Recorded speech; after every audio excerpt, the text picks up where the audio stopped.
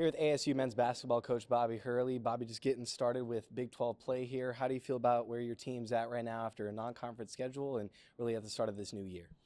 Well, it's a hard start for us. We got some premier matchups on the road, so we're just, we're in a really tough stretch right now. So it's about like survival.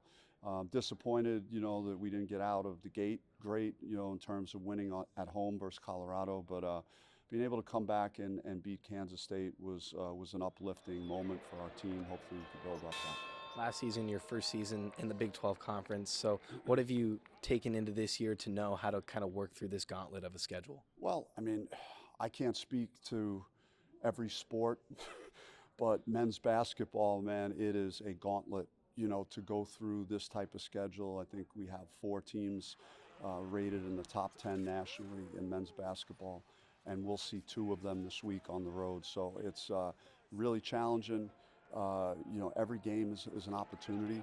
You have to have a short memory, good or bad, and keep moving on because someone's ready to knock your head off, like every time you step out onto the floor.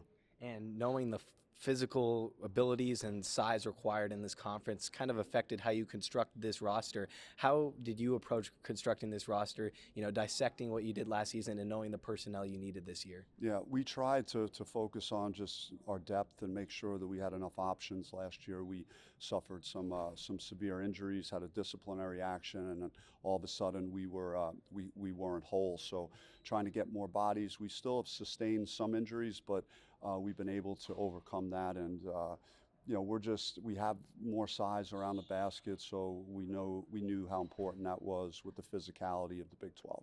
In talking with Mo Odom and Pig Johnson earlier this year, they talked about how some guys came in late and it took a little bit to develop the chemistry with team. And how have you kind of learned more and more about your group as the season has gone along? Yeah, it was hard for them initially, and because of those things you mentioned, but overall, I thought we had a really solid start to the season. We got to the championship game in the Maui Invitational, which is a prestigious event. We were able to, beat Oklahoma on a neutral Santa Clara. So we did some good work in the non-conference. We hit a rough patch at the end of the non-con and the beginning of Big 12, but hopefully we could rebound and get back to where we were in that Oklahoma game. It was the best game we played this season. You've had some premier guards in your programs previously.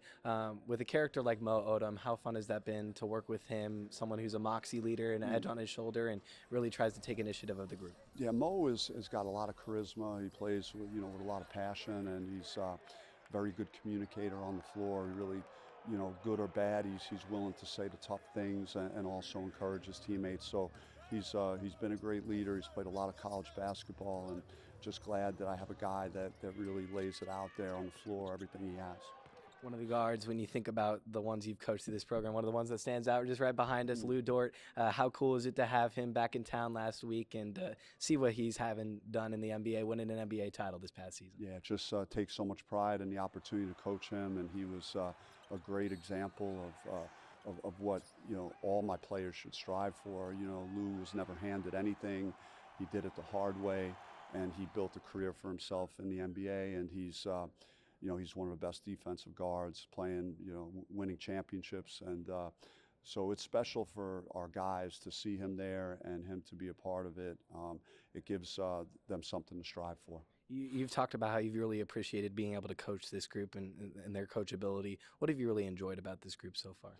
Just the resilience. The BYU game aside, like every game we've answered the bell. We've been down in games and fought back and found a way to be competitive and give ourselves a chance to win. And just like that quality about this team that they never give in. What's your message to your group, message to your players as, like you said, a tough stretch coming up with 2 top 10 teams and the rest of the season ahead? Each game you just go all in and you see, what you can do. And we're not sure what's going to happen tomorrow night. I wish I could know that going in. It's each game is different, and each challenge is different, and just hopefully utilizing all the lessons we've already learned to this point, and giving ourselves the best chance to be competitive tomorrow and against anybody really we're playing in the Big 12.